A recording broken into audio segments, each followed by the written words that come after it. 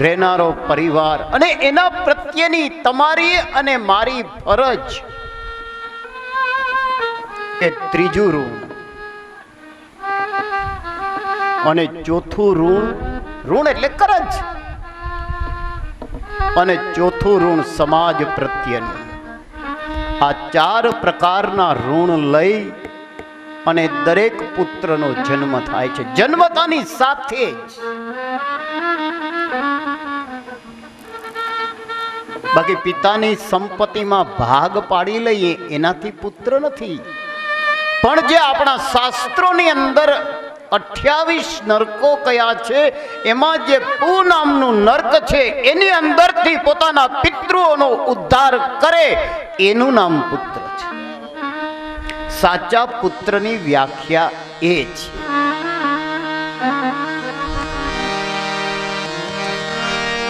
જોકે આ કથા તો ગત ચૈત્ર માસમાં મારી છેલ્લી કથા જ્યારે આદિત્યાણા હતી ત્યારે જ આનું મૂર્ત અપાઈ ગયેલું. આજે 1 વર્ષ પરિપૂર્ણ થશે. યજમાને આવીને કહ્યું કે બાપુ,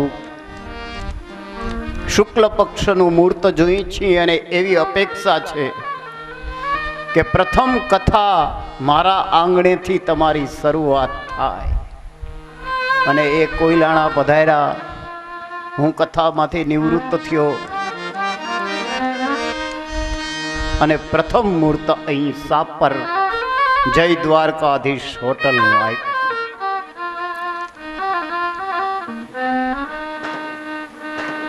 તો એ સરૈયા પરિવાર દ્વારા એમના દિવંગત આત્માઓની શાંતિ માટે, એને એક શ્રદ્ધાંજલિ અર્થે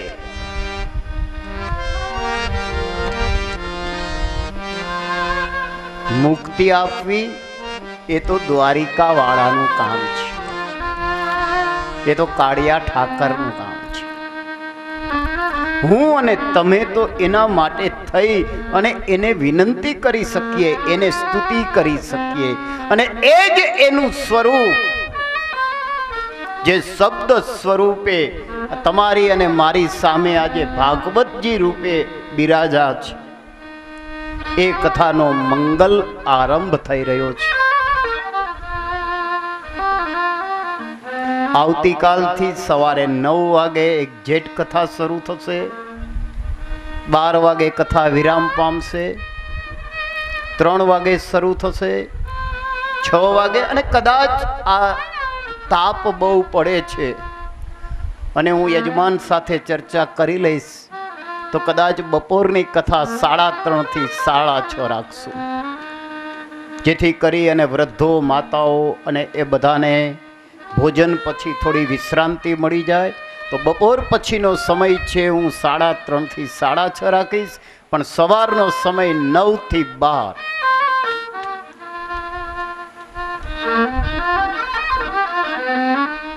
આજે આપણે એક કથાની મંગલ શરૂઆત કરતા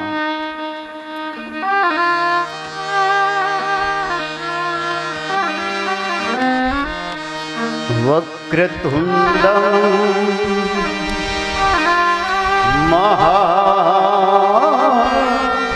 મહાકાય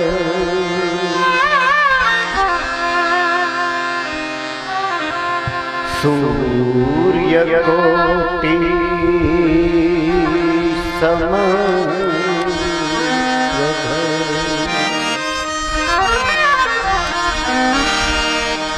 નિર્વિઘ્નં કુરુ મે દેવ.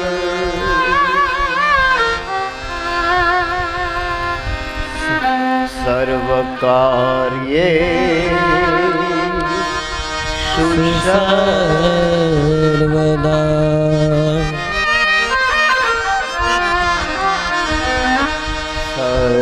સર્વદા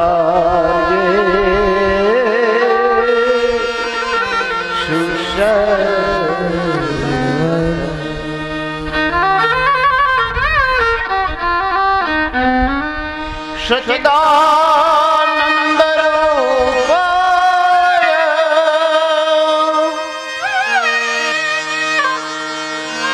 विश्वोदपत्यादि है तवे त्रापत्रय विनाशाय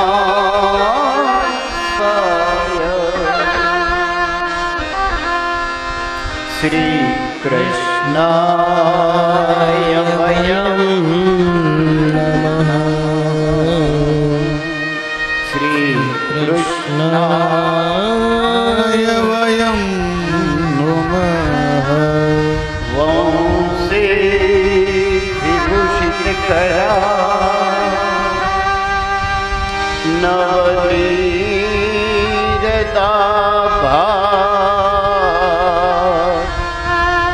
पीताम्बरा द्रविणबिम्बफलाधरोषा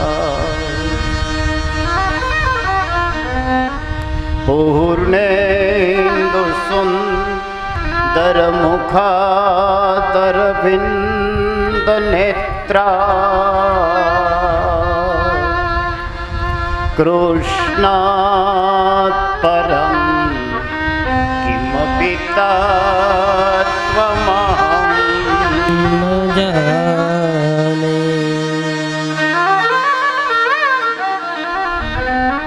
गुरुर्ब्रह्मा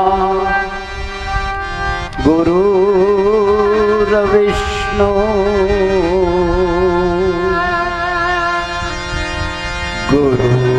गुरुर्देवो महेश्वर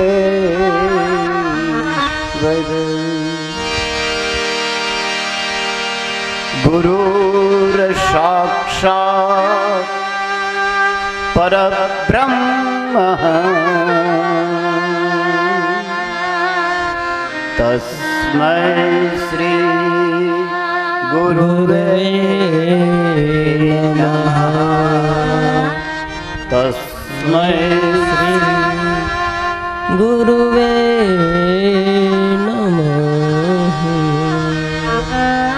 तो जे स्थळे आ मन जाय मारो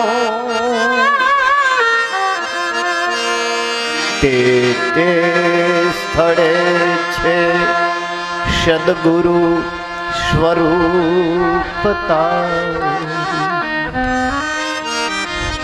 જ્યાં જ્યાં મૂકું મસ્તક હું ગુરુએ ત્યાં ત્યાં પદદ્વય તારા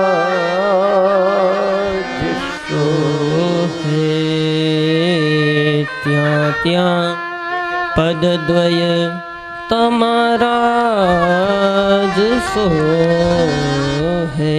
કરારવિંદેન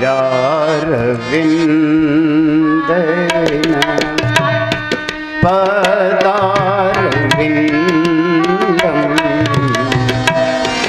મુખારવિંદે વિનિવેશયતં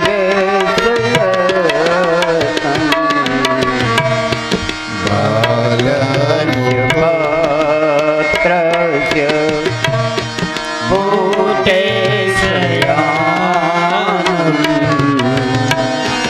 બાલં મુકુંદં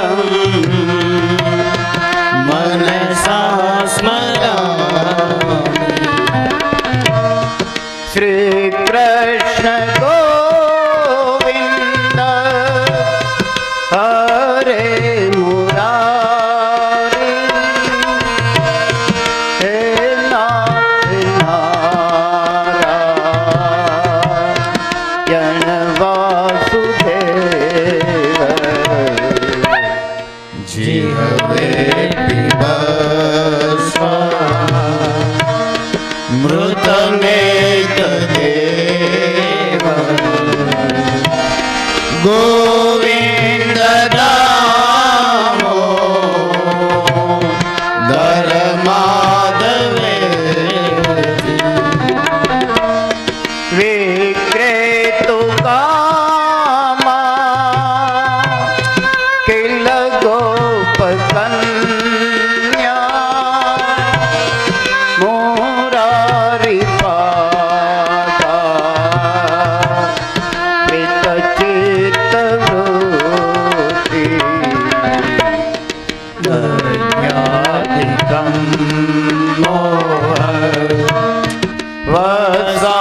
માધવો છે ગોવિંદ દામો દર માધવે ગૃહે ગૃહે ગો વધુ કદંબા સર્વે મિત્વા સમવાપ્ય યોગમ પુણ્યાનિ નામાનિ પઠન્તિ નિત્યં ગોવિંદ દામો દર માધવે શ્રી કૃષ્ણ રાધા વર ગોકુલેશ ગોપાલ ગોવર ધનનાથ વિષ્ણુ જીવે પીવસ્વા મૃતમેત દેવં ગોવિંદ દામો દર માધવે ગોવિંદ દામો દર માધવે ગોવિંદ દામો દર માધવે રેવતી રમણ ભ્રાંત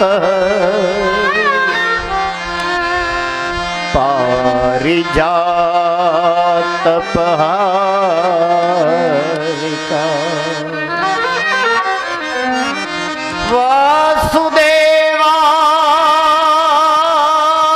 વાસુદેવાર્જુન સમાન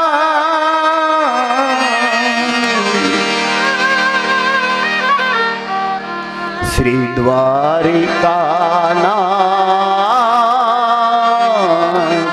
તે નમઃ શંખાસુર પ્રાણહર રૂક્ષ્મણી પ્રાણવલ્લભા કરબંશીધરમ કૃષ્ણં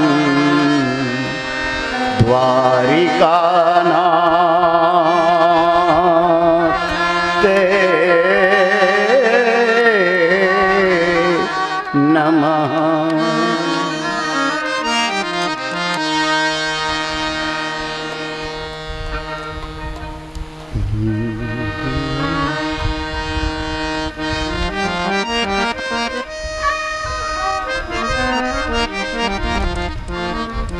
गोविंद मेरो है गोपाल मेरो है गोविंद मेरो है गोपाल मेरो है गोविंद मेरो है गोपाल मेरो है गोविंद मेरो है गोपाल मेरो है श्री बांके बिहारी नंदलाल मेरो है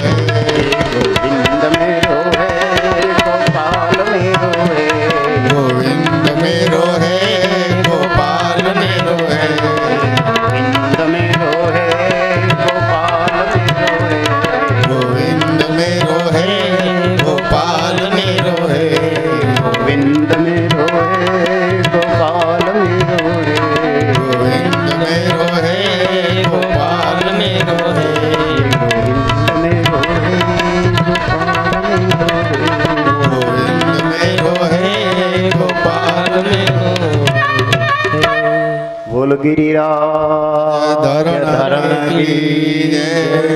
દ્વારિકાધીશ કી જય. બાલકૃષ્ણ લાલ કી જય.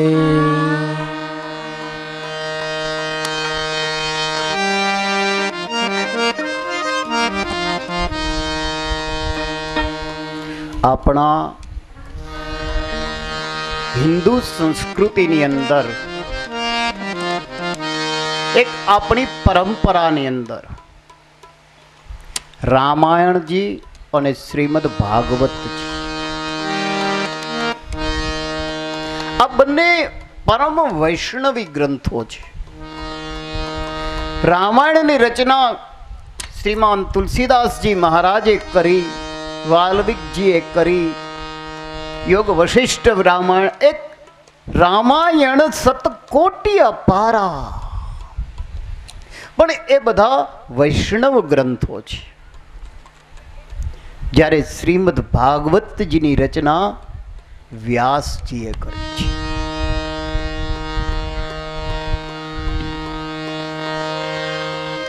શ્રીમદ ભાગવત એટલે વેદ, ઉપવેદ, પુરાણ, શાસ્ત્ર, શ્રુતિ, સંહિતા આ બધાનો નિચોડ એટલે શ્રીમદ ભાગવત.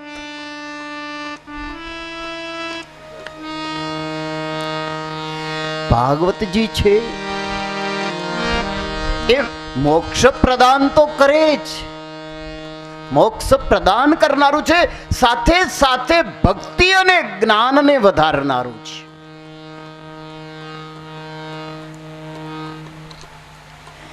દ્વાદશ સ્કંધની અંદર વ્યાસજી મહારાજે શ્રીમદ ભાગવતની રચના કરી છે. જેમ રામાયણની એક એક ચોપાઈ તમે લો, તમને અને મને જીવનનું માર્ગદર્શન મળે, એમ શ્રીમદ ભાગવતજીનો એક એક મંત્ર, એક એક સ્કંધ એ આપણા જીવનનો માર્ગદર્શક બને છે.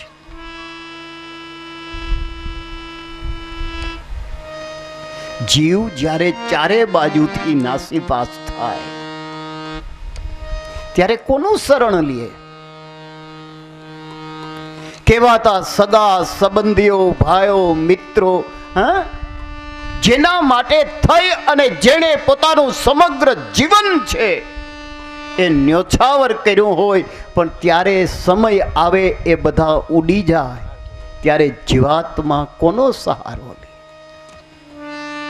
ત્યારે એને માટે તો આ એક જ વસ્તુ છે, હરિનામ, નામ સંકીર્તન. પછી ચાહે તો આપણે વેદનું પઠન કરીએ, ચાહે તો શાસ્ત્રો વાંચીએ, અગમ વાંચીએ, નિગમ વાંચીએ, પુરાણો વાંચીએ, પણ એ બધાનો સાર શ્રીમદ ભાગવતજી છે. ભાગવતજીની અંદર 12 સ્કંદ, દ્વાદશ સ્કંદ. ભાઈ એવું કેમ કર્યું વ્યાસજી મહારાજે? જો એણે તો ધાર્યું હોત તો આ કથા 10 સ્કંદમાં પૂરી કરી દીધી હોત. અરે કદાચ તમને ને મને ક્યાં ખબર હતી ત્યારે? એણે તો કદાચ ધાર્યું હોત તો 2 સ્કંદની અંદર આખું ભાગવત કહી શકતા હતા. તો એ પણ કર્યું નથી. 12 સ્કંદની ઉપર પણ ગયા નથી. 13 નથી કર્યા, 14 નથી કર્યા. ઘણા સ્કંદના અધ્યાયો વધારે છે, એમાં એને કઈ બાંધછોડ નથી કરી, પણ દ્વાદશ સ્કંદની રચના કરી. દ્વાદશ એટલે 12. ભાગવતના સ્કંદ 12, તમારા અને મારા દિવસની દિનચર્યાના કલાક પણ 12. માનવ માત્ર, જીવ માત્ર સવારથી સાંજ પર્યંત કાર્યરત રહે છે. આપણું મન, આપણો આત્મા, આપણી બુદ્ધિ, આપણું ચિત્ત, આપણું હૃદય એક ક્ષણ પણ કાર્ય સિવાય રહી શકતું નથી. ત્યારે વ્યાસજી દ્વાદશ સ્કંધની રચના કરી અને એમ કહે છે કે જીવ આ સંસારની અંદર આવી અને ભલે તું અટવા, એની ના નથી. હે, આપણે કહીએ છીએ સંસાર સારમ ભુજગેન્દ્રહારમ, પણ તારા વ્યવહારિક કાર્યો કરતા, ગ્રહસ્થાશ્રમ ધર્મનો નિભાવ કરતા કરતા તારું ધ્યાન છે ને ઈશ્વર તરફ રાખ. તારી એક એક કલાક કાર્ય ગમે તે કરીએ, પણ ત્યારે સમાજની વાસ્તવિકતા એ છે, આ જીવ વાત વાતમાં એમ કહે કે આ બધું તો કાળિયા ઠાકરનું છે, પણ એને માટે થઈ અને તમે અને હું કેટલું છોડી શકીએ છીએ? કહી શકીએ છીએ, ત્યાગ ન કરી શકીએ. અને એ ત્યાગની વૃત્તિને શીખવાડે એનું નામ ભાગવત.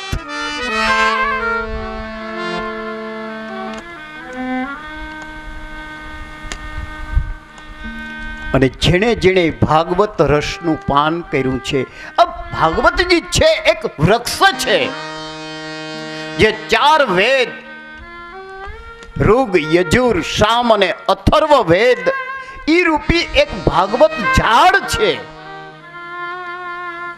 એની અંદર જે ફળ લાગ્યું અને એના રસનું જે પાન કરે તો ધ્રુવજીની માફક મૃત્યુના મસ્તક ઉપર પગ મૂકી અને નિશ્ચિંત થઈ શકે છે.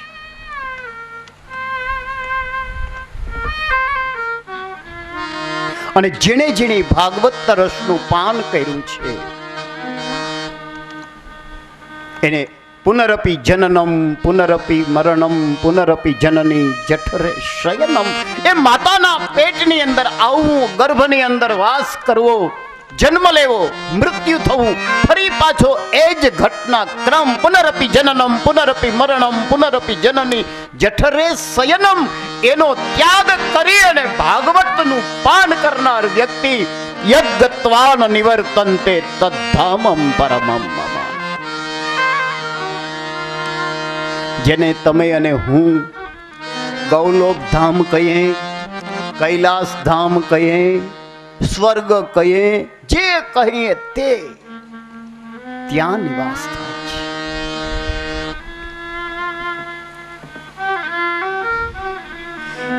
ભાગવતજીને અને ભાગવત ભક્તિને જે વ્રજની ગોપીઓ સમજી છે ને, એટલું તમે અને હું નથી સમજી શક્યા. એ અભણ ગોપીઓ, હમણાં મેં સ્તુતિ વંદનાની અંદર કહ્યું છે કે વિક્રેતુ કામા કિલ ગોપ કન્યા, મસ્તક ઉપર મટુકી મૂકી અને મય વચનારી એ ગોપી એ ભૂલી જાય છે કે મારી મટુકીમાં તો મય છે. અને દ્વારકાની શેરીઓની અંદર, એ મથુરાની ગલીઓની અંદર એમ કહે, કાનો લ્યો કાનો લ્યો.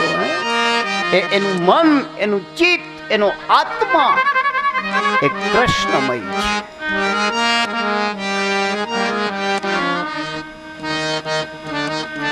શ્રીમદ ભાગવતજીની રચના વ્યાસજી મહારાજે ઉત્તરાર્ધ અવસ્થામાં કરી છે.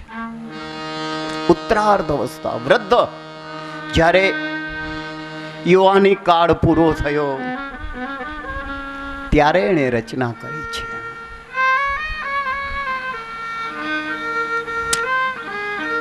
રચના તો કરી, પણ વ્યાસજી વિચાર કરે છે કે હવે આ ભાગવતનો પ્રચાર સમાજને માટે મેં કર્યું છે, તો સમાજની અંદર એનો પ્રચાર કોણ કરશે, એનો પ્રસાર કોણ કરશે? એવું વ્યાસજી મહારાજના મનની અંદર એક સંતાપ હતો.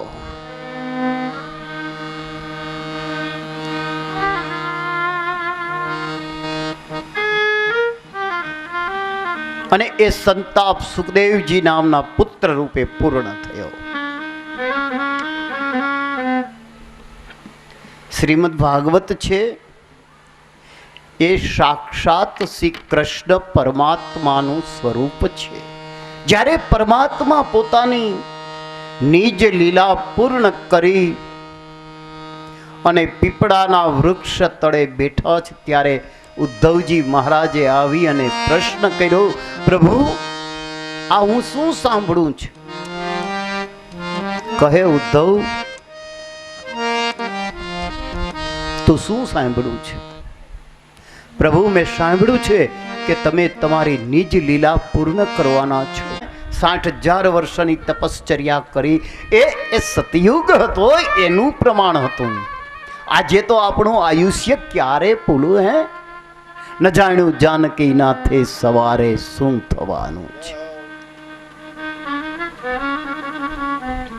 તો સતયુગની અંદર તો તમે અને જીવાત્મા દરેક તપ કરી શકતા હતા, તપથી પોતે મેળવી શકતા હતા.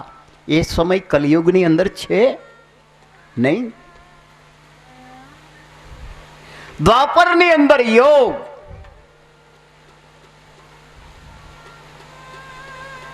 ત્રેતાની અંદર પવિત્રતા, ત્યારે કલિયુગની અંદર તો કેટલું આપણે એમ માણસ કહે, દરેક જીવાત્મા એમ કહે શું કરીએ, આ તો કળિયુગ છે. પણ સાચી વાત તો એ છે કે જે જીવાત્માઓ સત્યયુગની અંદર જે નહોતા પામી શકતા, એ કલિયુગના માધ્યમથી પામી શકા છે. તમે અને હું, તમારી અને મારી આજુબાજુમાં નજર તો કરો, આપણે કઈ ધરાની અંદર રહીએ છીએ. આપણી બગલની અંદર રહેલું વીરપુર વિચાર કરો. એ ગ્રહસ્થાશ્રમી જલારામજી, જલા સેવા કરવા માટે થઈને મારે તારી પત્ની જોઈએ છે. અરે એની બાજુની અંદર બિલખા સગાડસાને યાદ કરો. એ જુનાગઢનો દામો કુંડને કાંઠે અહર્નિશ કરતાલ રહે અને તુહી ઓમ કરનારો એ નરસૈયાને યાદ કરો. કોઈએ તપ નથી કર્યું, માત્ર એણે સ્મરણ કર્યું છે. અને એટલા માટે તો આપણા શાસ્ત્રો કહે છે, અને ખુદ પરમાત્મા કૃષ્ણ પણ એમ કહે છે કે કલો કેશવ કીર્તનમ. કળિયુગની અંદર માણસ પાસે સમય નથી. અનેક જાતના કામ છે. જેટ યુગ છે, પણ કશું ન થઈ શકે તો કશો વાંધો નહીં, પણ નામ જપ કરો.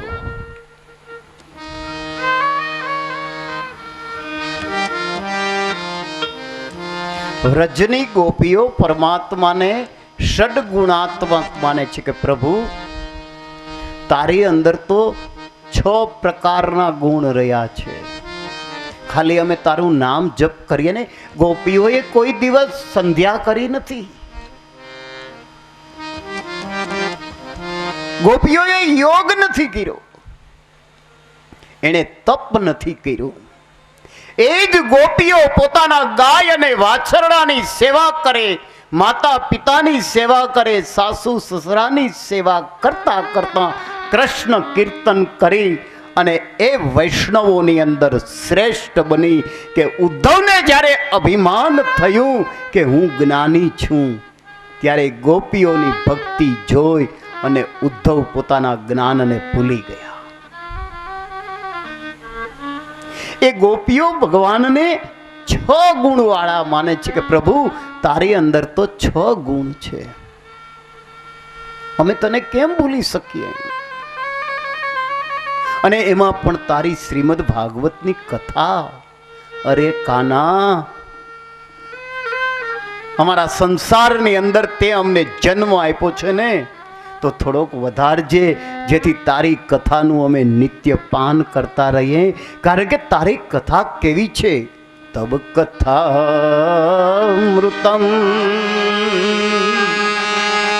તપ્ત જીવનમ કવિભીરીતમ કલ્ શાપહમ શ્રવણ મંગલમ શ્રીમદાતતમ મુનિગુણાંતિ તે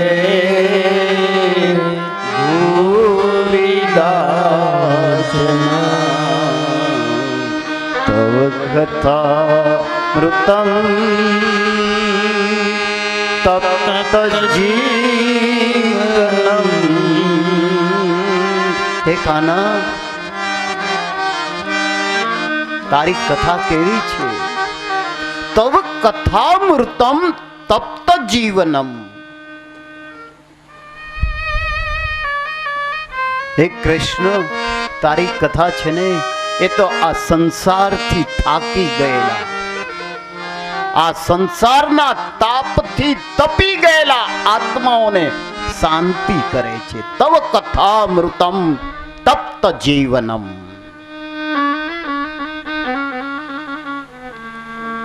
હે કાના, હે કૃષ્ણ, જ્યારે જ્યારે અમે તારી કથાનું પાન કરીએ, એને શ્રવણ કરીએ છીએ ને, ત્યારે અમને જે સંસારના દુઃખ છે એ બધા અમે થોડી ક્ષણાર્થ ભૂલી જઈએ છીએ. અથવા તો હે કાના, તારી કથા છે એ આ સંસારના જીવને પરમ શાંતિ આપે છે. તવ કથામૃતમ તપ્ત જીવનમ કવિભીરીડિતમ કલ્પસામહમ. અરે કાના, અમે તો ઠીક અભણ ગોપીઓ છીએ, અમે શું તારું કરી શકીએ? અમે પૂજા ન કરી શકીએ, પાઠ ન કરી શકીએ, યોગ ન કરી શકીએ, તપ ન કરી શકીએ. અમે તો માત્ર કૃષ્ણ કૃષ્ણ કૃષ્ણ એમ કહી શકીએ. પણ આ વિશ્વના શ્રેષ્ઠ જે ઋષિ મુનિઓ છે, વિશ્વામિત્ર, વાલ્મીકી, તુલસીદાસજી, અરે વ્યાસજી, એ બધા એક ક્ષણ પણ તને મૂકતા નથી કાના. એ શા માટે નથી મૂકતા? તારામાં કંઈક ગુણ હશે તો ને, તારા નામની અંદર, તારી કથાની અંદર કંઈક ચમત્કાર હશે તો ને.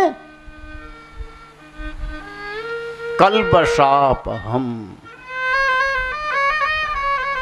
કાના, અમારા મનની અંદર જ્યારે કોઈ પ્રત્યે દ્વેષ ભાવ આવે, કટુ ભાવ આવે, કોઈ પ્રત્યે ખરાબ ભાવ આવે, અને કાના એ વખતે તારી કથાનું અમે જ્યારે જ્યારે શ્રવણ કરીએ છીએ તો એ અમારા વિચારનો નાશ થઈ જાય છે, અમારું જીવન ધન્ય બની જાય છે. અને છેલ્લે ગોપીઓ કહે છે, કાના, આ હું નથી કહેતી, હું ખોટા તારા વખાણ નથી કરતી, પણ તારી કથા તો શ્રવણ મંગલમ. હું વાંચી ન શકું તો કઈ નહીં. એક ઘડી આધી ઘડી આધી મેં પુનિયાદ, તુલસી સંગત સાધુ તો કટે કોટી અપરાધ. કાના, જ્યાં જ્યાં વ્રજની ગોપીઓ ભેરી થઈ અને હાથમાં કરતાલ લઈ અને તારી કથાનું ગાન કરે છે, એ ખાલી અમે સાંભળી જઈએ ને તો પણ અમારા પાપનો નાશ થઈ જાય છે. દરેક તાપને હરે છે. આ સંસારના તાપને હરનારી કથા છે.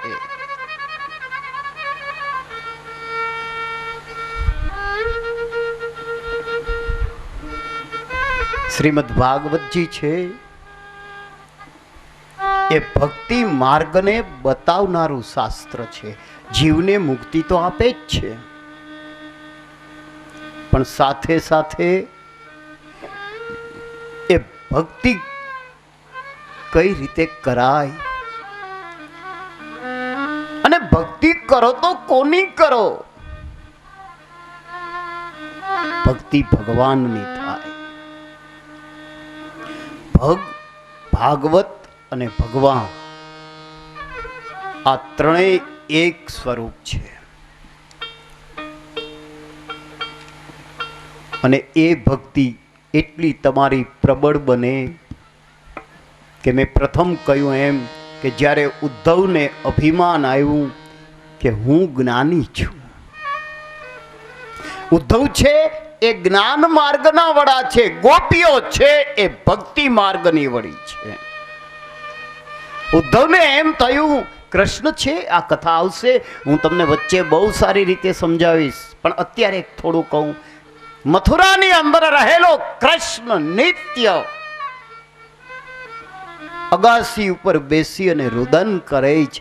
ઉદ્ધવજીએ જોયું, ઓહો, કૃષ્ણ રડે છે. પાસે ગયા, પ્રભુ શું મથુરા વાસીઓમાં કોઈ તમારી સાચવણીમાં કમી છે? શા માટે રુદન કરો છો? અહીં શું કમી છે તમારા માટે? અનેક દાસ દાસીઓ, સુવર્ણનું સિંહાસન છે, 56 ભોગ નિત્ય તમે સુવર્ણના થાળની અંદર આરોગો છો. હા, કદાચ અમારી સેવામાં પ્રભુ કઈ ખામી છે, તમારી આંખની અંદર આંસુ. કહો પ્રભુ, અમે શું કરી શકીએ? ત્યારે કૃષ્ણએ કહ્યું, ઉદ્ધવ, મને મારું વ્રજ યાદ આવે છે, મને મારી ગોપીઓ, મારી ગાયો યાદ આવે છે. ઉદ્ધવ, તમારી સેવા એ હું ઇનકાર નથી કરી શકતો, પણ પ્રભુએ ભૂલવું પડે. ત્યારે તમે ગોપ હતા, આજે તમે તો રાજા છો. ત્યારે તમે ગોપ ધર્મ બજાવ્યો છે, હવે તમારે રાજ ધર્મ બજાવવાનો છે. અત્યાર સુધી તમે ખુલ્લા પગે ગાયોની પાછળ મધુવનની અંદર દોડ્યા છો. ઠંડા અને સૂકા પણ તમે જીમા છો. તો આજે પ્રભુ આ 56 ભોગ, અરે ઉદ્ધવ, મારી વાત એમ નથી, તમે બધા મને સાચવો છો, પણ હું સુખે ન રહી શકું, કારણ કે જ્યાં સુધી વ્રજની ગોપીઓ મને ન ભૂલી જાય ત્યાં સુધી મથુરા તો શું, હું દ્વારિકામાં પણ ન રહી શકું.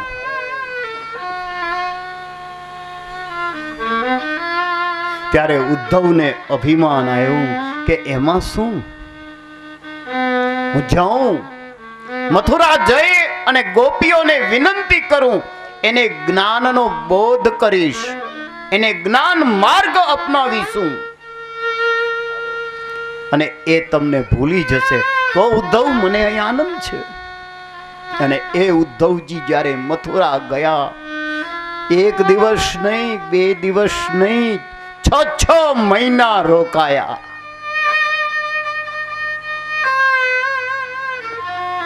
ઉદ્ધવ ગયા હતા જ્ઞાન માર્ગ શીખવવા ગોપીઓને, પણ પરિણામ એ આવ્યું કે ઉદ્ધવજી પોતે જ્ઞાન માર્ગ ભૂલી ગયા અને ભક્તિ માર્ગની અંદર તરબોળ બની ગયા.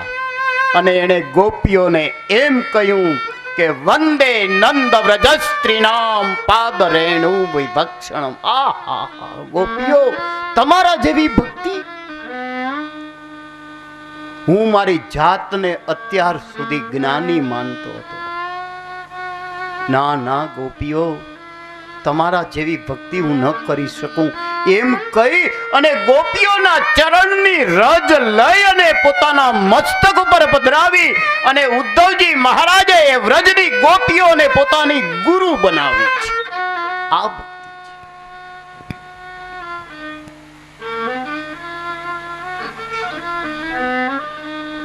ઉદ્ધવને જ્ઞાન થયું. એણે એક એક ગોપીની અંદર કૃષ્ણને જોયો. જેમ શિયારામમય સબ જગ શિયારામમય સબ જગ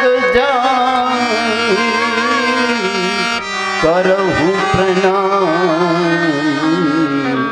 જો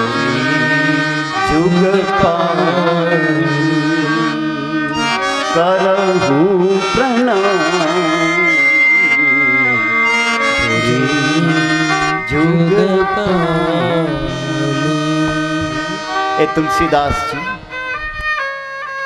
સિયારામમય સબ જગ, જ્યારે તમારી ભક્તિ પ્રબળ બને ત્યારે તમને દરેક આત્માની અંદર પરમાત્માના દર્શન થાય, ત્યારે માનવું કે મારી ભક્તિ પ્રબળ થઈ છે. એ વ્રજની ગોપીઓએ ભક્તિ કરી, એ તુલસીએ ભક્તિ કરી, એ નરસૈયાએ ભક્તિ કરી, એ જલારામે ભક્તિ કરી, એ શગારસાએ ભક્તિ કરી. અરે એ સબરી જેને જાત અધિકાર નથી, એ સબરીએ ભક્તિ કરી. એ રામને એને માટે થઈ અને 14 વર્ષ વનવાસ સેવાનો સમય આવ્યો છે.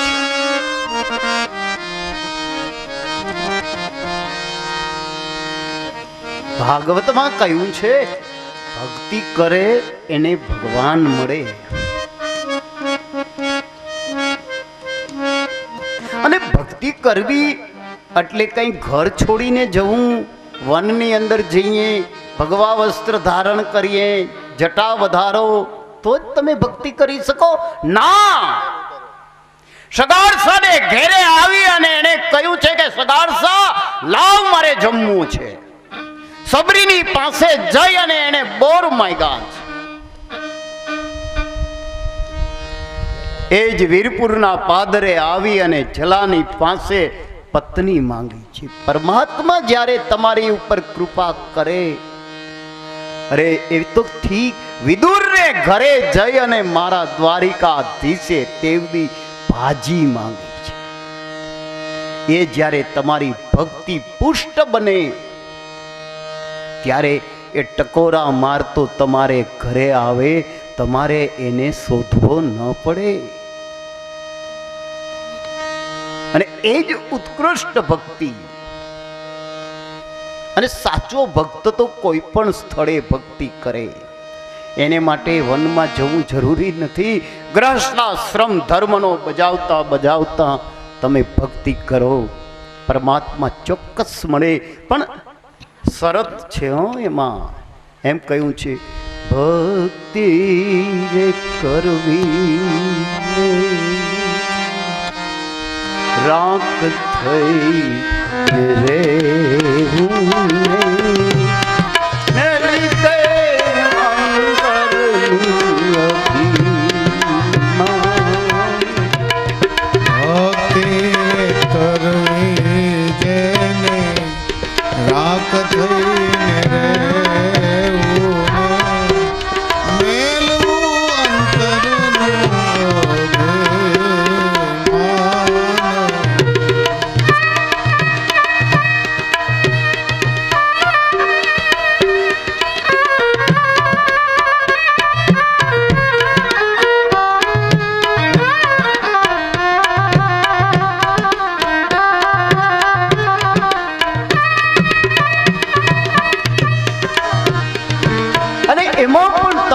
સદગુરુનું સ્મરણ, સદગુરુના ચરણોમાં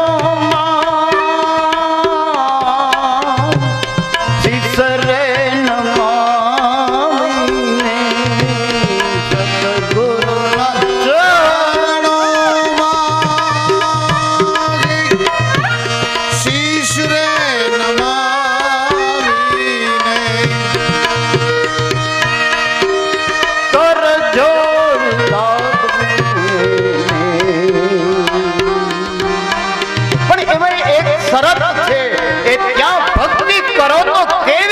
કરો. જાતિ ને પાતી નહીં, હરિ ગુરુના દેશમાં નહીં કોઈ વરણ. ક્યું વરણ? બ્રાહ્મણ, ક્ષત્રિય, વૈશ્ય, શૂદ્ર ના. આ ઇજારો પુરુષનો નથી. જાતિ ને પાતી નહીં, હરિ ગુરુના દેશમાં નહીં ક્યાં વરાણનો. આ પુરુષ છે કે સ્ત્રી, એ વર્ણનો ત્યાગ કરવો. અને એ રીતે ભક્તિ કરો. પણ એ ભક્તિ કરનારે આજકાલ પરિસ્થિતિ એવી છે કે તમે અને હું 5 માળા કરતા હોઈએ તો 50 ને તો ખબર હોય કે આપણે 5 માળા કરીએ છીએ. નાનો સરખો નિયમ લઈએ તો સાંજ પડે તો 5-10 જણાને તો આપણે જણાવી દીધું હોય કે હમણાં નવરાત્રિ છે, ભગવતીનું આરાધનાનું પર્વ છે, હું તો બસ હામો બેહીને આખો દી માળા ફેરવું. અરે દેવતા, કહેવાની જરૂર નથી, ચાલુ રાખ.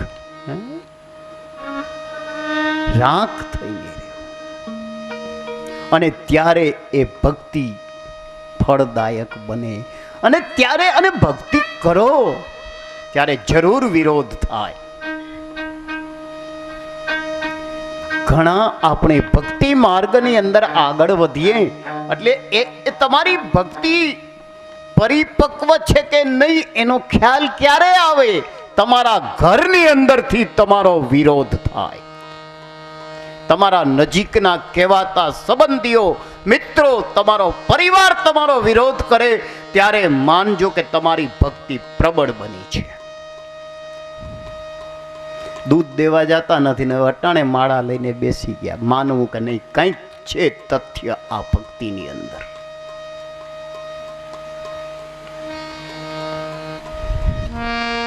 અને ભક્તિ એ માનવ જીવનનું અભિન્ન અંગ છે.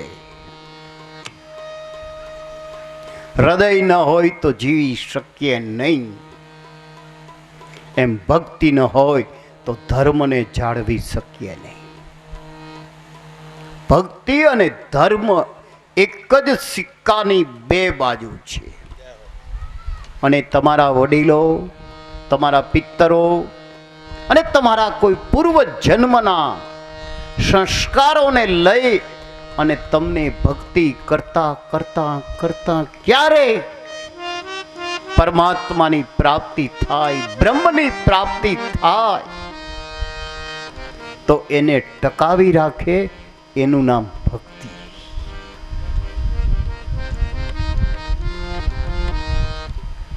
અને એનું ઉદાહરણ શ્રીમદ ભાગવતજી છે જ. વસુદેવ મહારાજને ઘેરે માતા દેવકીના ગર્ભથી પરમાત્માનું પ્રાગટ્ય થયું અને જેવા એને પોતાના મસ્તક ઉપર પધરાવ્યા કે એ કંસના કારાગારના બંધનો વસુદેવ મહારાજને છૂટી ગયા. અને જ્યારે ગોકુલની અંદર જઈ અને નંદ બાબાને ઘેરે અવતરેલી માયા એને જેવી પોતાના મસ્તક ઉપર પધરાવીને લઈ આવ્યા કે ફરી પાછા બંધનમાં પડી ગયા.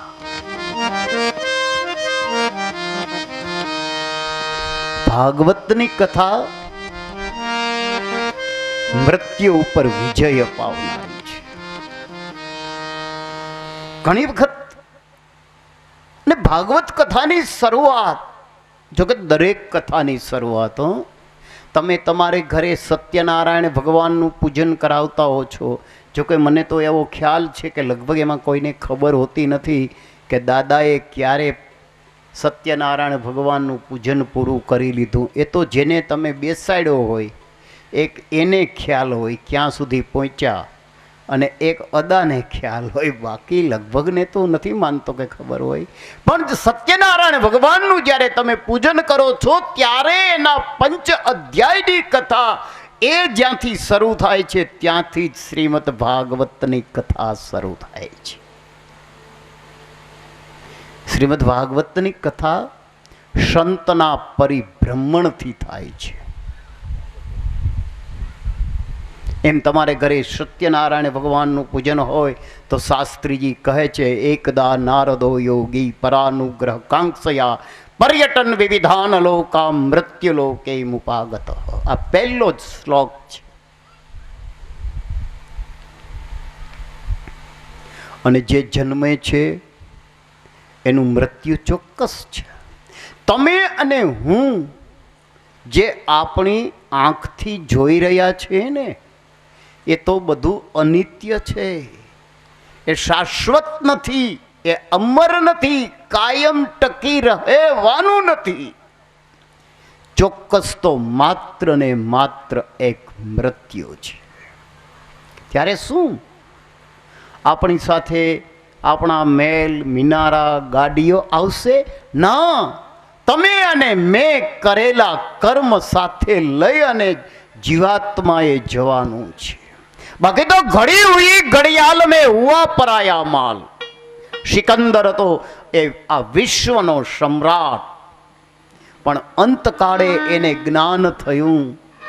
જેના મેલના પગથિયા સુવર્ણના છે, પણ જ્યારે અંત સમયે એને જ્ઞાન થયું ત્યારે એણે એના સેવકોને કહ્યું કે જ્યારે મારો જનાજો નીકળે ને, મારી નનામી નીકળે, ત્યારે મને ભલે તમે ગમે એવો બાંધી દેજો, ના નથી, પણ મારા બે હાથ ખુલ્લા અને લબડતા રાખજો. ત્યારે એણે એના સેવકોએ કહ્યું, મહારાજ, ના ના, એ આપણા ધર્મ વિરુદ્ધ છે. તો કે એટલા માટે જ હું આ સમાજને કહેવા માટે જ મારા હાથ ખુલ્લા રાખું છું કે કહેવાતો આ સિકંદર કે જેના કબજામાં સમગ્ર વિશ્વ છે, જેની ધરતી ઉપરથી ક્યારેય સૂર્યનો અસ્ત થતો નથી, એવો સિકંદર આજે જાય છે ત્યારે ખાલી હાથે જાય છે. घड़ी हुई घड़ियाल में हुआ पराया माल, नंगा आया नंगा जाना रखो इतना ख्याल. હા, સંસારની અંદર આપણે બધાને સરખું મળે એવું પણ નથી ને. આપણા કર્મ જે જીવાત્માએ જે પ્રમાણે કર્મ કર્યા છે એ પ્રમાણે દરેકને પ્રાપ્ત થાય છે. પરમાત્માએ નક્કી કરેલું છે.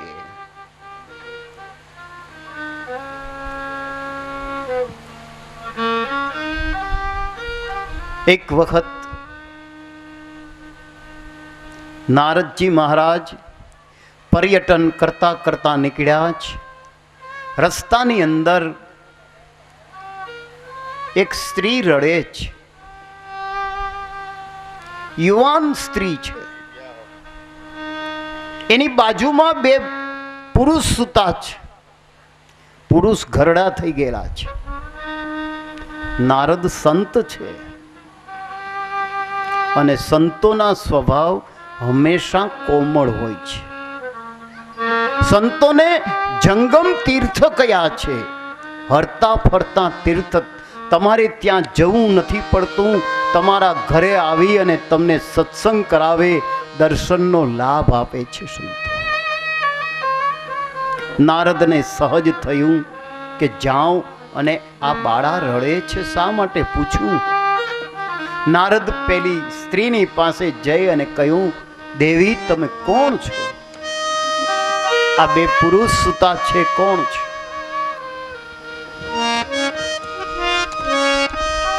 ત્યારે પેલી રડતી સ્ત્રીએ કહ્યું કે મુનિ, હું ભક્તિ છું,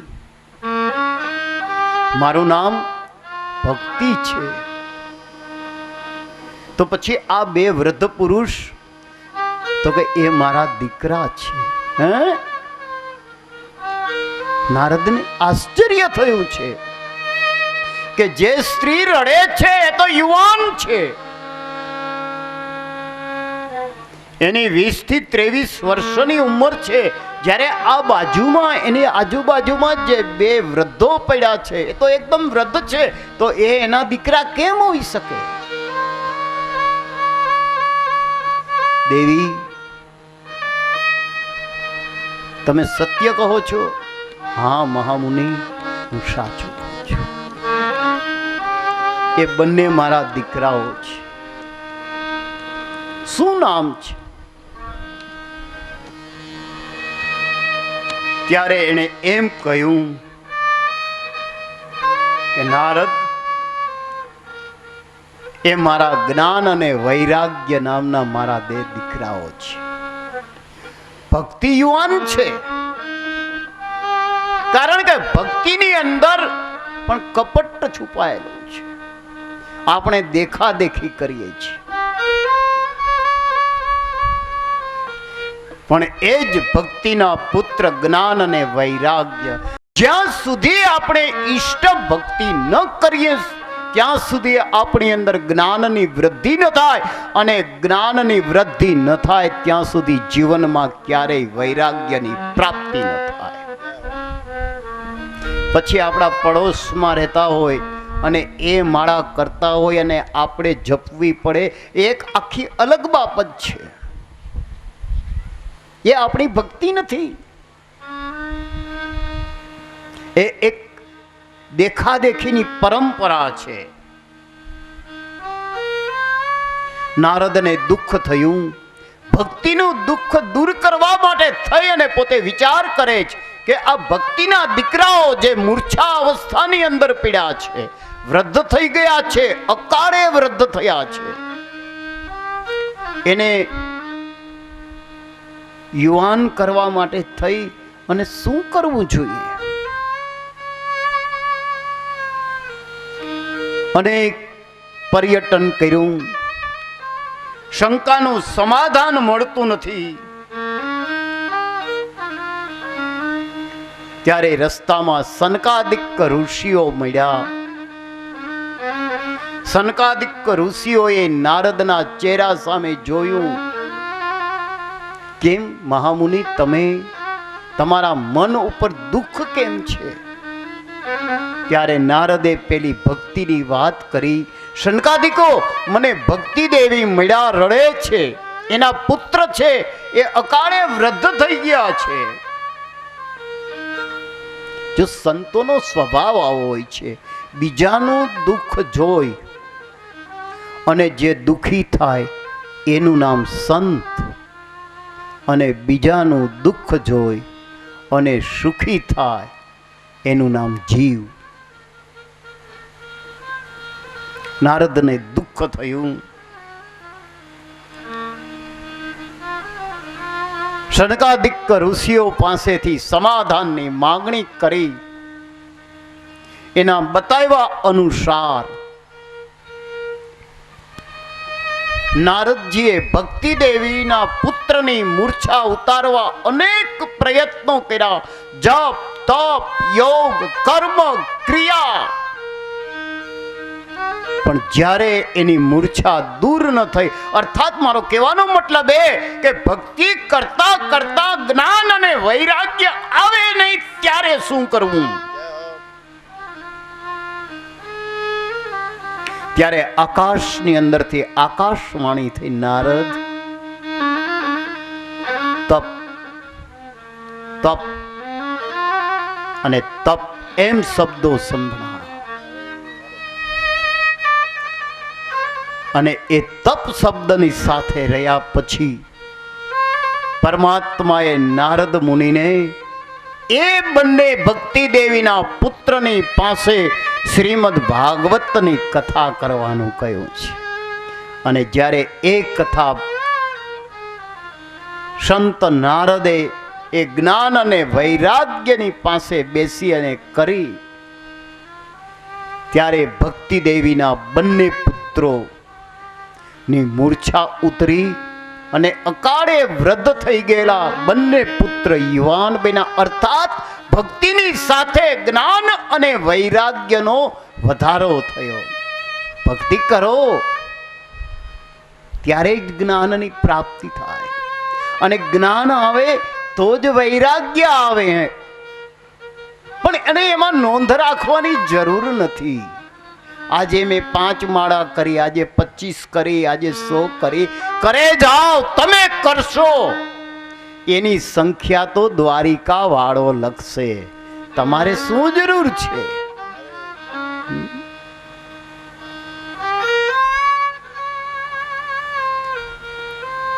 આપણા કર્મની અંદર જે છે એ જ આપણને મળશે.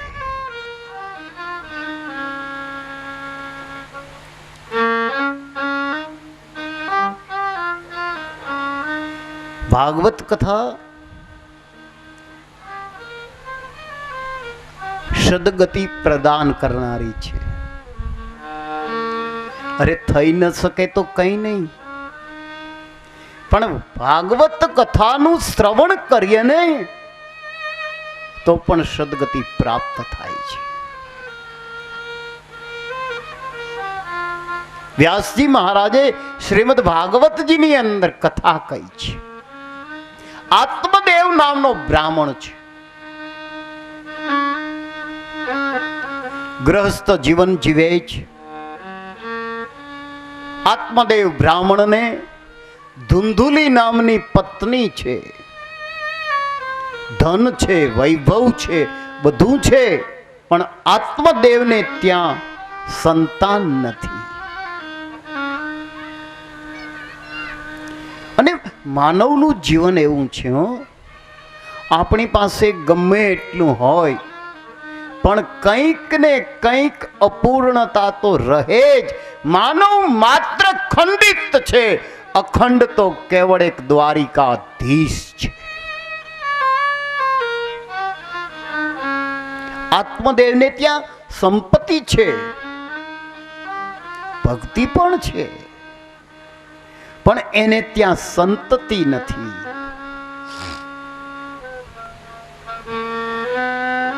અને એમાં પણ આ સમય, આ સમાજનો એવો નિયમ છે, ગરીબ માણસને ઘેરે સંતતિ ન હોય તો ચાલે,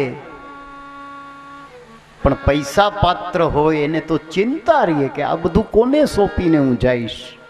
હે, આ મેળવું તો ખરું મેં, હવે આનો વારસદાર કોણ? એને તો સંતતિ જોઈએ જ.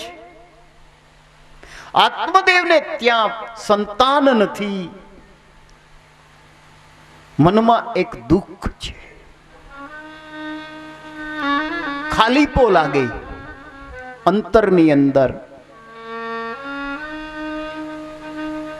ઘરની અંદર પણ બંને પતિ પત્ની વચ્ચે થોડું મન દુઃખનું કારણ બન્યું. એક દિવસ આત્મદેવ મહારાજે નક્કી કર્યું કે ગૃહ ત્યાગ કરી અને વનમાં જાઉં, તપ કરું, પરમાત્માને પ્રસન્ન કરું, એની પાસે પુત્ર પ્રાપ્તિનું વરદાન મેળવું. આવો વિચાર કરી આત્મદેવ મહારાજે ગ્રહ ત્યાગ કર્યો, વનની અંદર જઈ અને ભક્તિ કરી. એમ પરમાત્મા પ્રસન્ન થાય ખરા? તમારે ને મારે જ્યારે જરૂર પડે ત્યારે આપણે માળાનો બેરખો લઈ અને બેસી જઈએ, બાકી તો સોદા કરવામાં ધ્યાન હોય, ત્યારે સમય ન હોય તો એ પરમાત્માને ખબર નથી શું આપણી? તમારી અને મારી નજરે દેખાય છે એવા 11 દેવતાઓ રોજ તમારું અને મારું ફરતું રક્ષણ કરે છે અને આપણી રોજની શી રાખે છે કે તમે કઈ ક્ષણે તમે શું કર્યું છે. પણ જ્યારે એ જ જીવ ને કંઈક અધૂરપ લાગે ત્યારે પરમાત્માને શરણે જાય છે. 5 માળા કરતા હો તો તમે 10 માળા કરવા માંડી જાઓ, 10 કરતા હો તો 15 કરો. આત્મદેવે તપ કર્યું, પરમાત્મા પ્રસન્ન થયા નહીં. અંતે એને નિર્ધાર કર્યો કે કાં પુત્ર લઈને જઈશ, નહીતર તો આત્મહત્યા કરીને મારા પ્રાણનો ત્યાગ કરીશ. એક વટવૃક્ષની ઉપર આત્મદેવે ફાસલો તૈયાર કર્યો અને ગળાની અંદર એ ફાસલો નાખી અને પોતાના દેહનો ત્યાગ કરવાની તૈયારી કરે છે. બરાબર એ વખતે એક સંત ત્યાંથી નીકળ્યા. હા હા, શું કરે છે ભાઈ? આત્મદેવ કહે મારે આત્મહત્યા કરી અને દેહનો, અરે ભાઈ 84 લક્ષ યોનિના ફેરા ફેરા પછી માનવ દેહ મળે છે. શા માટે તું આપઘાત કરે છે? શું જરૂર છે તારે આપઘાત કરવાની? મારે ત્યાં સંતાન નથી. એટલા માટે?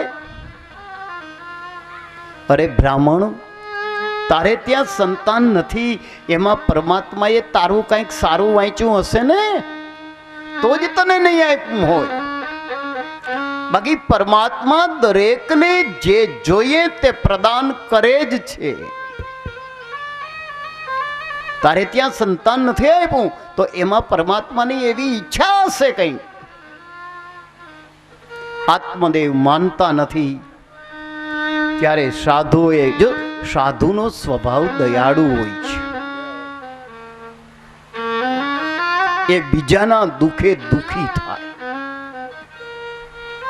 બહુ વિચારને અંતે પેલા સંતે પોતાની પાસે રહેલી જોડીમાંથી એક ફળ આપી અને આત્મદેવને કહ્યું, આત્મદેવ જા,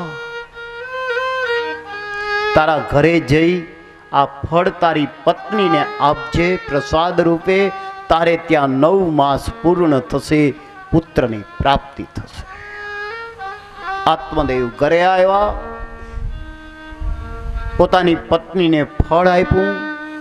બરાબર એ જ વખતે આત્મદેવના પત્નીની બેન એને ત્યાં બેસવા આવ્યા. વાતમાંથી વાત નીકળી કે આ ફળ શું છે. ત્યારે આત્મદેવના પત્નીએ પોતાની બેનને બધી વાત કરી કે તારા બનેવી છે એ મારે સંતાન નથી, મારે ઘરે પારણું બંધાય એટલા માટે કોઈ સંતે એને આ ફળ આપ્યું છે. મારે ત્યાં 9 મહિના પૂર્ણ થશે, દીકરાનો જન્મ થશે. ત્યારે એની બેન કહે છે કે અરે ધુંધુલી, તને ખબર છે સગર્ભા અવસ્થાનું દુઃખ કેટલું હોય છે. અમુક પદાર્થો તું ખાઈ શકીશ, અમુક અનાજ તું નહીં ખાઈ શક. તારા બધા જે ઈચ્છાઓ છે એનો ત્યાગ કરવો પડશે, સ્વાદનો ત્યાગ કરવો પડે, નિયમોમાં રહેવું પડે. અને તું તો ખાવાની શોખીન, આ બધું તને પરવડશે અને એ બધું તો ઠીક કદાચ બેન તું સહન કરી લઈશ, પણ જ્યારે પ્રસવની વેદના થશે, પ્રસવનું ટાણું થશે, ત્યારે કદાચ એવું પણ બને કે આપણે જીવિત રહીએ કે પણ ન પણ રહીએ. અને જો એમાં કંઈક એવું બન્યું કે તને કંઈક થઈ ગયું અને તારું મૃત્યુ થયું તો પછી આ બધું કોણ ભોગવશે? આવી શિખામણ આત્મદેવની પત્નીને એની બેને આપી. જો થોડી વાર પહેલા જે ભાવના હતી કે મારે પુત્ર જોઈએ જ, કોઈ પણ ભોગે, એ જ્યારે પારકી સલાહ સાંભળી આત્મદેવની પત્નીનું મન ડગી ગયું. આપણે ડગી જાય છે ને. તો આ ફળને શું કરવું? અને પછી કદાચ મારે ત્યાં પુત્ર ન થાય તો કે ગભરામાં, મારા પેટની અંદર 1 માસનો ગર્ભ છે, તારે ઢોંગ કરવાનો છે. 1 માસ પછી તું ઢોંગ કરજે, જાહેરાત કરજે કે તે ગર્ભ ધારણ કર્યો, તું માવતર જતી રહેજે. મારે ત્યાં જ્યારે 9 મહિના પરિપૂર્ણ થશે અને પુત્રની પ્રાપ્તિ થશે એ હું તને આપી દઈશ. એટલે તારે એક તો સગર્ભા અવસ્થાની માથાકૂટ નહીં, ગર્ભ અવસ્થાની અંદર કંઈ દુઃખ ન પડે, તને પુત્ર મળી રહે અને તારું કામ થઈ જાય. આ તો હું તારી બેન છું એટલે તને કહું છું.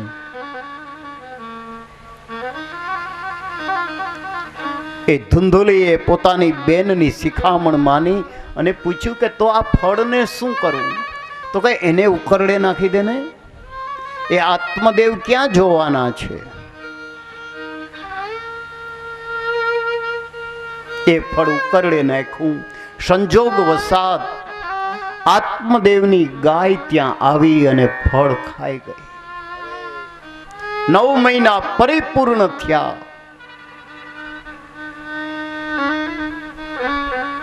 આત્મદેવની પત્નીએ તો જાહેરાત કરી દીધેલી કે મને ગર્ભાવસ્થા છે. 9 મહિના પરિપૂર્ણ થયા, બેનને ઘરે દીકરાનો જન્મ થયો. એ પોતે દીકરો રાખી અને પોતે કપટ કરીને જાહેરાત કરી કે મારે ત્યાં દીકરાનો જન્મ થયો. આ બાજુ આત્મદેવને ઘરે એમની ગાયે જે એક સંતની કૃપા, સંતનો પ્રસાદ, અરે એ સંતનું તપ હતું. તમારા ભાગ્યમાં તો હતું નહીં, પણ એ સંતના ભાગ્યથી તમને જે પ્રાપ્તિ થતી હતી એને પણ આપણે સાચવી શકતા નથી. આપણી બુદ્ધિ તર્ક કરે, આ સાચું તે સાચું, એમાં પણ કોઈ આપણને સલાહ દેવા માટે ચોક્કસ કારણ બતાવે, તમે ડગી જાઓ. એ આપણી ભક્તિ નથી. હા, મેરુ રે ડગે પણ જૈના મન ના ડગે પાનવા.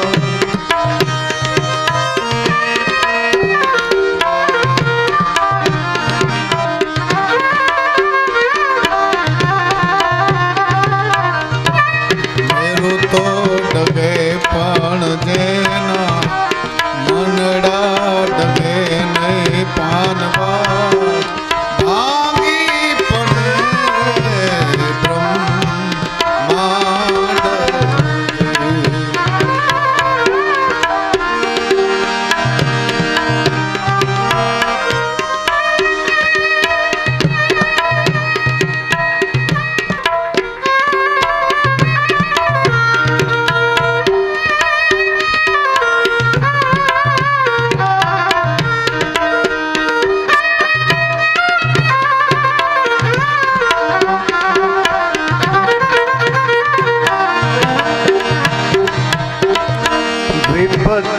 પડે તોય મણસે નહીં ને પડે તોય વણસે નહીં ને રે. સોઈ મારા હરિજનના એ પ્રમાણ. એ ભાંગી ના પડે, એ બીજાનો દોરવાયો ન દોરવાય. આપણી ભક્તિની અંદર એટલું કપટ કે જ્યારે આપણે બીજાના દોરવાઈ જઈએ. નહીતર તો તે દિવસે 5 વર્ષનું બાળક એમ જઈને કહે કે ચલૈયા ભાગ, તને તારી માતા ગોતવા નીકળી છે અને ઘરે જઈશ તો તારા શિર ઉપર મસ્તક નહીં રહે. અને ત્યારે 5 વર્ષનો બાળક, આ સૌરાષ્ટ્રની ભૂમિનું સંતાન એમ કહે કે ભાગુ તમારી ભોમ કાલા દેન ભોરિંગ ભાગુ તો તમારી ભોમ કાલા દેન ભોરિંગ જીલે નવા.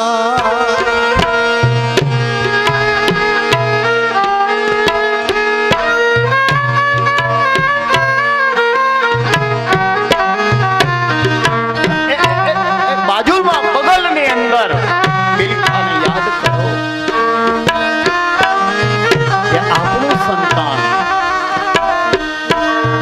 એ ભાંગી ન પડે, એ તૂટી ન જાય, એ દોરવાય નહીં. પણ જ્યારે માનવની અંદર પોતાનો સ્વાર્થ આવે ત્યારે ભાગુ તો તમારી ભોમ કાલા દેન ભોરિંગ જીલે નવા. મેરુ સરીખા ડોલવા લાગે આકાશનો આધાર. મેરા મન માં જાન મૂકે ચેલૈયો સાથ ન ચૂકે. મેરા મન માં જાન મૂકે ચેલૈયો સાથ. નહીતર તો એ 5 વર્ષનો બાળક ભાગી જાય ને, પણ એ દોરવાય નહીં, એ ભક્તિ બાકી. અહીંયા આત્મદેવની પત્ની છે એ દોરવાઈ ગઈ, કારણ કે એની ભક્તિની અંદર કપટ છે. એને બેનનું કેવું કહ્યું, બેનનો પુત્ર ઉછીનો. કોઈની ભક્તિ ઉછીની લેવાથી મોક્ષ મળે ખરો? હા, તિલક કરતા 53 ગયા, જપમાળાના નાકા ગયા, તીરથ ફરી ફરી હું થાક્યો ચરણ, તોય ન આવ્યો હરિને શરણ. મનની એકાગ્રતા જ્યાં સુધી સદાય નહીં ત્યાં સુધી ભક્તિ સાધ્ય ન બને. આવશે કાલે જ પ્રથમ ચેપ્ટર જ સવારની કથામાં, પ્રોજિજત કેતવો ધર્મ, ત્યાંથી જ કથાની શરૂઆત થશે. આત્મદેવની પત્નીએ પોતાની બેનનો પુત્ર લઈ અને જાહેરાત કરી, મને પુત્ર થયો, પણ બનવું એવું કે જે ફળ ગાય ખાયેલ હતી એ તો સંતની કૃપા હતી, સંતના આશીર્વાદ હતા, સંતનું વરદાન હતું. અરે હું તો એમ કહું છું કે એ સંતનું તપ હતું. 9 મહિના પૂર્ણ થયા અને એ ગાયને પણ પ્રસવ થયો, પણ વાછરડાને બદલે પુરુષ રૂપે અવતાર થયો. માત્ર ને માત્ર એના કાન ગાય જેવા થયા, એક કાનના આકારની અંદર ફેર પડ્યો. દિવ્ય સ્વરૂપ છે. આત્મદેવને આનંદ થયો. જ્યાં એક પુત્રની પરિસ્થિતિ વિકટ હતી, એષણા હતી, ત્યાં બે પુત્ર મળ્યા. પેલી જે એની પત્ની હતી એણે બેનનો દીકરો રાખેલો, એનું નામ ધંધુકારી પાડ્યું.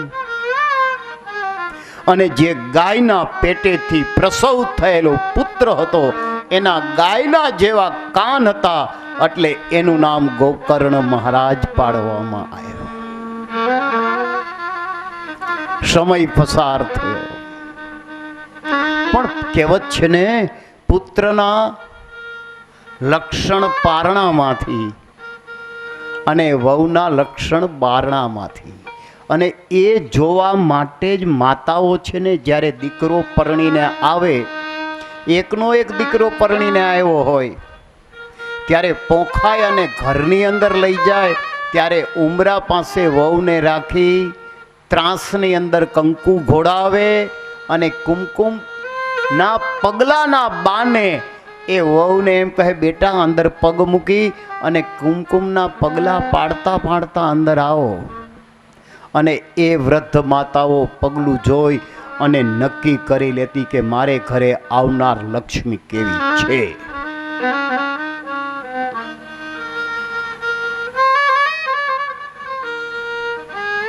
ધંધુકારી કોનું ફળ હતું? કુમાર્ગ, કુમતી, દુસંગ અને સ્વાર્થનું ફળ હતું. અને જ્યારે જીવનની અંદર, આપણા જીવન વૃક્ષની અંદર સ્વાર્થના ફળ લાગે, ત્યારે 1 વીઘા માટે કે 1 વેંત જમીન માટે ભાઈઓની વચ્ચે જય શ્રી કૃષ્ણના સંબંધ નથી રહેતા. વાહ વાહ! એમ કહે કે અમારે તો અહીંયા જાતા નથી. 5 ભાઈઓમાંથી 3 જ બોલતા હોય, 2 તો જુદા ચાલતા હોય. આ આપણું સ્વાર્થ નહીં, એ આપણી સંસ્કૃતિની ધરોહર આપણે ભૂલી જઈએ છીએ. એ આપણા જીવન વૃક્ષની અંદર સ્વાર્થનું ફળ આવ્યું ને, બધું ભૂલાઈ ગયું. ભક્તિ, કર્મ, જ્ઞાન,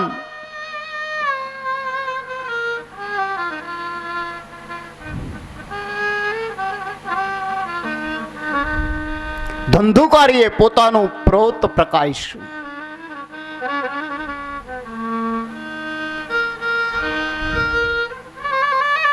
સંસ્કાર મળ્યા નહીં, આપવા છતાં લીધા નહીં, કારણ કે સ્વાર્થનું ફળ હતું. કુસંગ થયો, અધમ કૃત્યો કરવા લાગ્યા ધંધુકારી. થોડો સમય પસાર થયો, રાવ આવવા લાગી ઘરે. અને માતાઓ માફ કરજો, એક સમય એવો આવે છે જીવનની અંદર કે જ્યારે તમારા જીવનની અંદર કોઈ કટુ ફળ લાગે, તમે અનેક માનતાઓ કરી હોય, પેદલ જઈ અને અનેક પૂર્ણિમાઓ દ્વારિકાધીશના ચરણોની અંદર ધરી હોય,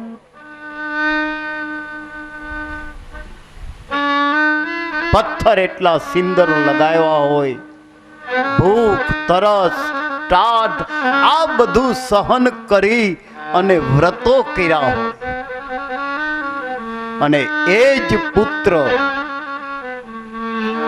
જ્યારે માને ધક્કો મારે, સંપત્તિ છીનવી અને પછી એને એમ કહે કે હવે તો વૃદ્ધાશ્રમમાં તમારા માટે સારું રહેશે, ત્યારે એ માના કલેજાની અંદર શું થતું હશે એનું યંત્ર હજી કોઈ વિજ્ઞાન બનાવી શક્યું નથી. અને ત્યારે એટલું તો ચોક્કસ કહું, હા, માં કોઈ દિવસ બાર પોતાના મુખેથી એમ ન કહે કે મને મારા પુત્ર તરફથી આ તકલીફ છે. એ બાર તો સારું જ બોલે, પણ એક ક્ષણાર્ધ એના આત્માની અંદર એવો તો ચોક્કસ વિચાર આવે કે આના કરતા હું વાંજણી રહ્યો તો સારું હતું.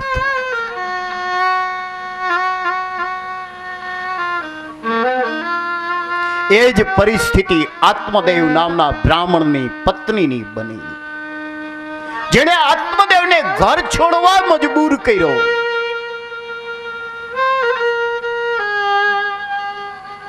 ધંધુકારી દુરાચારી બન્યો. ગોકર્ણ મહારાજે જોયું કે હવે ભાઈના સંગમાં રહેવાથી મારી બુદ્ધિ ભ્રષ્ટ થશે. એણે ગ્રહનો ત્યાગ કર્યો. આ બાજુ આત્મદેવ બ્રાહ્મણ પોતાના પુત્રના લક્ષણો અને એના કર્મો જોઈ અને મૃત્યુ પામ્યા. પાછળથી એની માં છે એ પણ મૃત્યુ પામતા ધંધુકારી નિરંકુશ બની ગયો. વૈશ્યાઓના સંગની અંદર ફસાયો. સંપત્તિ હતી એ નષ્ટ થઈ. એમાં પણ એક દિવસ રાજાના ખજાનાની અંદર ચોરી કરી એ સંપત્તિ લઈ અને પેલી ગણિકાઓને આપી. ત્યારે ગણિકાઓએ વિચાર કર્યો કે કોક દીક તો આ પકડાશે ને, આ તો રાજાની સંપત્તિ છે, આપણે એને રાખવીએ છીએ, પણ આ પકડાય નહીં એ માટે શું કરવું?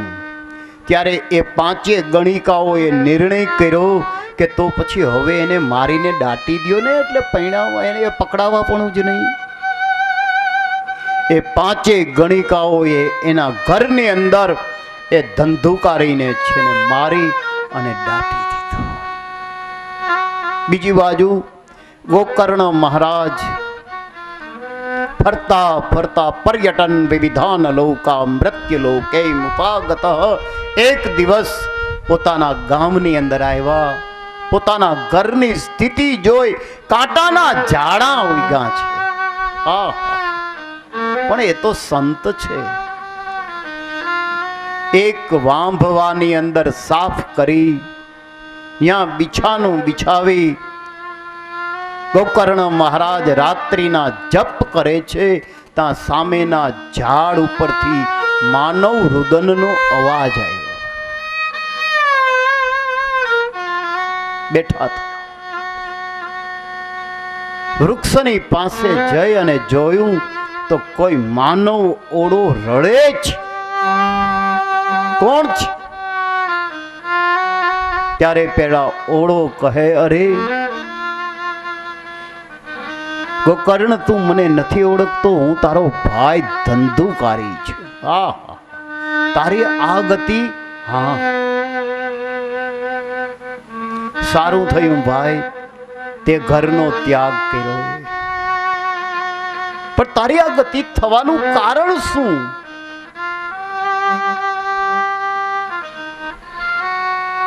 ત્યારે ધંધુકારીએ વાત કરી કે મારું આવી રીતે મૃત્યુ થયું છે. ભાઈ, મારો ઉદ્ધાર કર, હું આ સહન નથી કરી શકતો. ત્યારે ગોકર્ણ મહારાજે કહ્યું કે ધંધુકારી, હું સવારે જ્યારે સૂર્યનારાયણ ભગવાનને અર્ઘ્ય પ્રદાન કરીશ ને ત્યારે હું સૂર્યનારાયણ ભગવાનને તારી મુક્તિ માટે થઈને મારે શું કરવું એ હું પૂછી જોઈશ.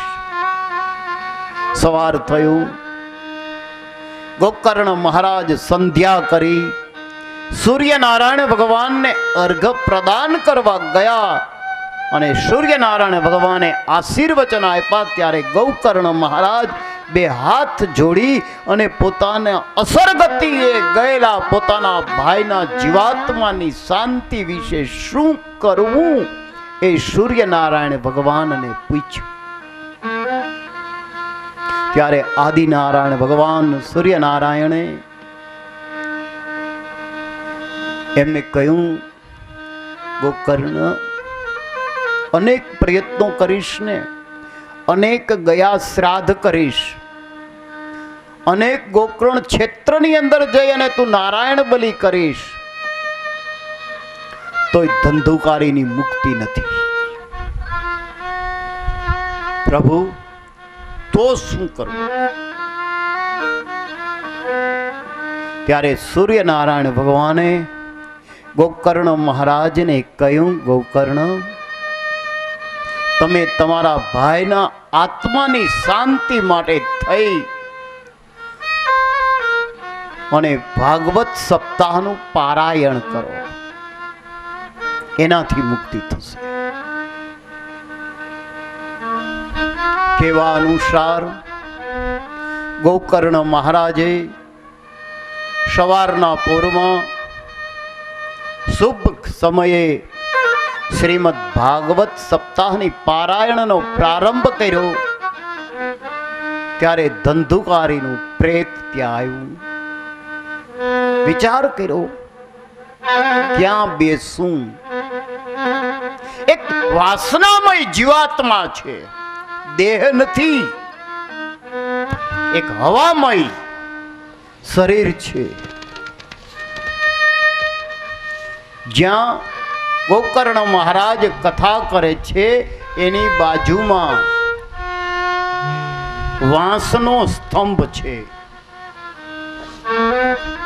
વાંસ તો પોલો હોય. પેલા પ્રેતે એની પોલની અંદર બેસાય અને કથા શ્રવણ કરવાનો નિશ્ચય કર્યો. ધંધુકારીનું પ્રેત, એનું વાસનામય શરીર એની અંદર રહ્યું. ગોકર્ણ મહારાજ શ્રીમદ ભાગવત કથાનું પઠન કરવા લાગ્યા. એક એક દિવસ જાય છે, રોજ પેલા વાંસની એક કાતડી તૂટે છે. એક દિવસ, 2 દિવસ, 3 દિવસ, એમ 7મે દિવસે જ્યારે પરીક્ષિત મોક્ષની કથા શ્રવણ કરાવી ત્યારે પેલા વાંસની 7મી કાતડી હતી એ ફાટી અને ફાટતાની સાથે જ ધંધુકારીનો આત્મા એમાંથી એક દિવ્ય તેજ પ્રગટી અને આકાશ તરફ ગતિ કરતું બધાએ જોયું અને 7મે દિવસે એની મુક્તિ થઈ. ત્યારથી આપણે ભાગવત સપ્તાહ કરીએ છીએ ત્યારે જો શાસ્ત્રીએ પેલી કેળની બાજુમાં એનું સ્થાપન કરાયું હશે અને એ ભાગવત કથાના શ્રવણથી ધંધુકારીને મોક્ષ પ્રાપ્ત થયો. ગોકર્ણ મહારાજે પોતાના ભાઈનો ઉદ્ધાર કર્યો છે.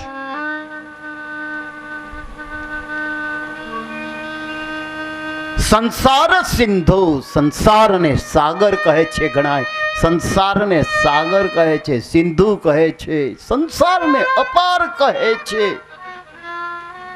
પણ એની અંદર તરવા માટે થઈ એક રામ નામ, એ રામ બાણ પાય છે. એ નૌક પછી કોઈ રામ કહે, કોઈ કૃષ્ણ કહે, ચાહે તે પકડો પણ એકને પકડો, નામ જપ કરો. કલિયુગમાં ભાગવતની કથા, શ્રીમદ ભાગવતનું પારાયણ એ ભવરોગનો રામ બાણ ઇલાજ છે. પરીક્ષિત મહારાજનો મોક્ષ પણ ભાગવત કથાથી થયો છે. ધંધુકારીનો મોક્ષ પણ ભાગવત કથાથી થયો છે. અને એ ભાગવત કથા, પ્રથમ ભાગવત કથા આપણા ભારત વર્ષની અંદર, જે અત્યારે આપણું ગૌકર્ણ ક્ષેત્ર છે, જ્યાં ગૌકર્ણેશ્વર મહાદેવ છે, ત્યાં આ શ્રીમદ ભાગવતનું પારાયણ થયેલું. અત્યારના ચાલુ સમયની અંદર અત્યાર સુધી એ ક્ષેત્ર છે એ બહુ સૌરાષ્ટ્રની હોવા છતાં એ પરિચિત હતું નહીં. અત્યારે ત્યાં એવા સંત પધાર્યા છે. હું હમણાં 2 દિવસ પહેલાં ત્યાં ગયેલો અને એ મેં જોયું, આનંદ થયો કે આવું એક ગયા જેવું તીર્થ છે. જેમ ગયાજી તમે જાઓ છો ને, એવું ગૌકર્ણેશ્વર મહાદેવ અને એ પિતૃ મોક્ષદાયી છે. એનું પ્રમાણ શ્રીમદ ભાગવતજી છે. એના પુનરુદ્ધાર માટે અત્યારે મેઘાનંદજી બાબુ બહુ સરસ કાર્ય કરી રહ્યા છે. અને આ કથા જ્યારે કળિયુગનું અવતરણ થયું આ સંસારની અંદર, અને કળિયુગને 30 વર્ષ પૂરા થયા ત્યારે શ્રીમદ ભાગવતની કથા ત્યાં થયેલી. આવું શ્રીમદ ભાગવતની કથા, આમનું મહાત્મય. અને આવતીકાલથી સવારે 9 થી આપણે જે 12 સોપાન, જે નવધા ભક્તિ કહી છે, પ્રથમ ભક્તિ કર સંતન સંગા, દુસરી રતિ મમ કથા પ્રસંગા, એ અનુસાર 9 વાગે આવી જજો. પછી એવું ના બને કે મારી તો ફરજમાં આવે એટલે આવવું જ પડે, પણ તમે એમ કહો કે હવે નિરાંતે જાઉં 10 વાગે, એવું નહીં કરતા. સવારે 9 થી 12 સુધી સત્સંગ કરશું. કાલથી નિત્ય કથાનું પાન કરશું. સપ્તાહ યજ્ઞ શરૂ થશે સવારે 9 વાગે. અત્યારે કથા વિરામ રહે છે. રાધે રાધે રાધે શ્યામ સે મિલા દે. રાધે રાધે રાધે શ્યામ સે મિલા દે. રાધે રાધે રાધે શ્યામ સે મિલા દે. રાધે રાધે રાધે શ્યામ સે મિલા દે. શ્યામ સે મિલા દે, નંદલાલ સે મિલા દે.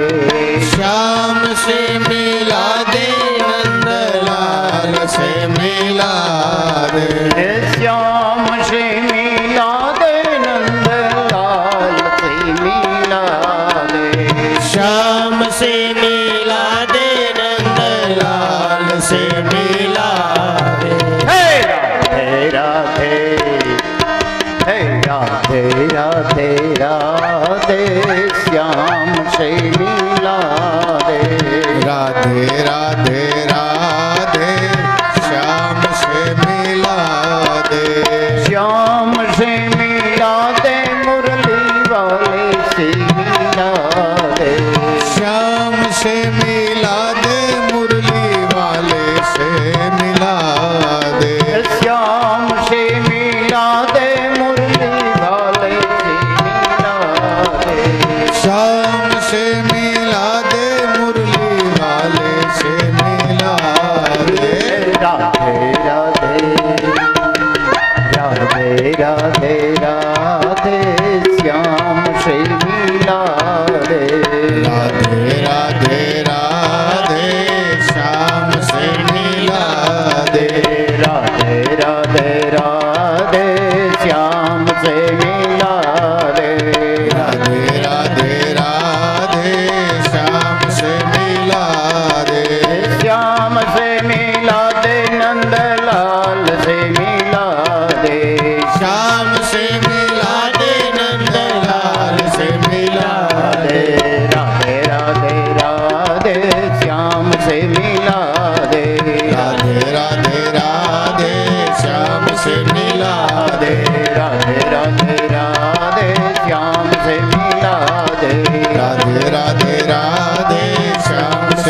રાધે રાધે રાધે રાધે રાધે રાધે રાધે રાધે રાધે રાધે જય જય રાધે રાધે રાધે જય જય રાધે રાધે રાધે જય જય રાધે રાધે રાધે જય જય રાધે રાધે રાધે જય જય રાધે રાધે જય જય રાધે રાધે રાધે જય જય રાધે રાધે રાધે જય જય રાધે રાધે રાધે જય જય રાધે રાધે રાધે જય જય રાધે રાધે રાધે જય જય રાધે રાધે જય જય રાધે જય જય રાધે